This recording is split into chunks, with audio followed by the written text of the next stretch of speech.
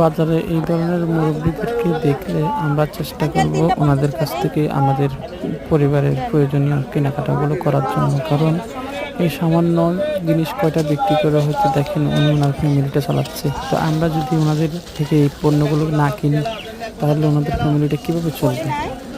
ধন্যবাদ। এটা না কসু না, এটা এটা ঠিক হিসাব।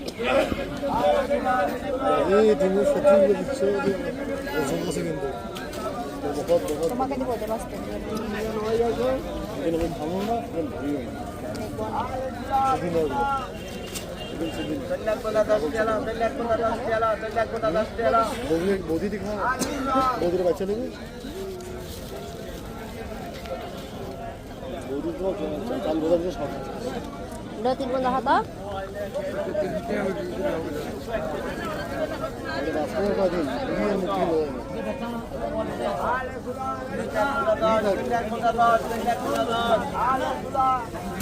Ada